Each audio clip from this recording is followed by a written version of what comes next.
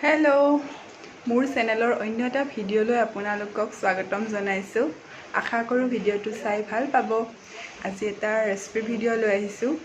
Recipe ভিডিঅ'টো অতি সহজ। তেন্তে দেৰি নকৰি আজি ভিডিঅ'টো আৰম্ভ কৰোঁ।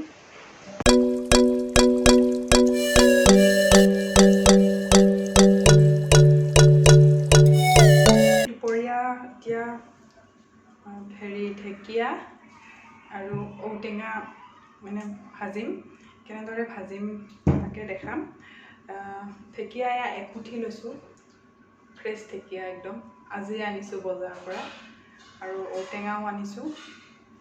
ঔটেঙা আৰু ঢেকীয়া এতিয়া ভাজিম, তাকে আপোনালোকক দেখাম কেনেদৰে ভাজোঁ।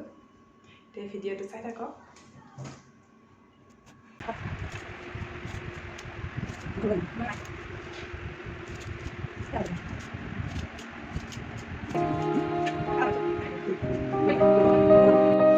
ঢেকীয়া কাটি ল'লোঁ। এয়া ঢেকীয়া আৰু এইখিনি ঔটেঙা সৰু সৰুকৈ কাটি লৈছোঁ, আৰু পিঁয়াজ, জলকীয়া, তাত লাগিব হালধি, অলপ বেহাৰ দিব লাগিব, সৰিয়হ আৰু নিমখ, এইখিনি বস্তু।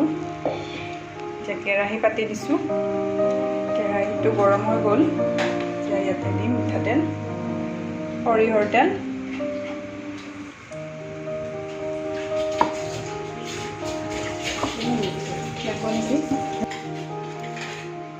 তেল দি দিলোঁ। এতিয়া অলপমান গৰম হৈ লওক কেৰাহীটো।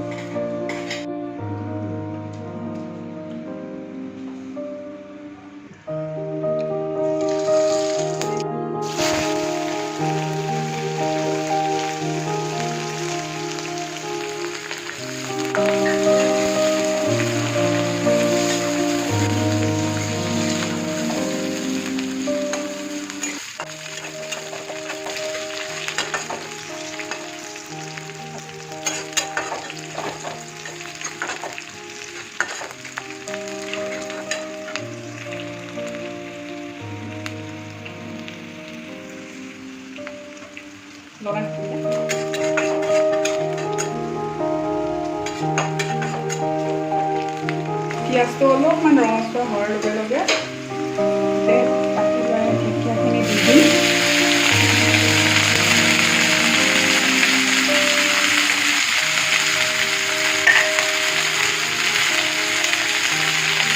ঢেকীয়াখিনি দি লৰাই লওঁ অলপ।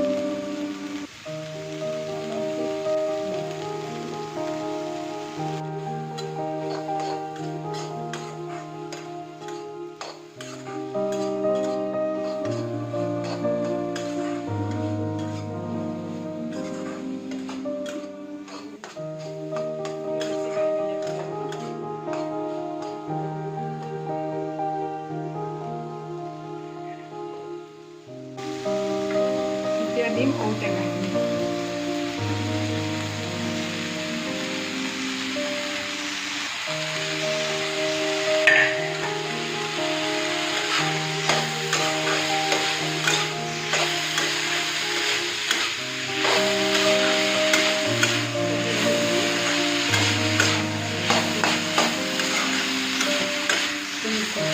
ঔটেঙা গোটেইটো দিয়া নাই, মই আধা দিছোঁ ঔটেঙা।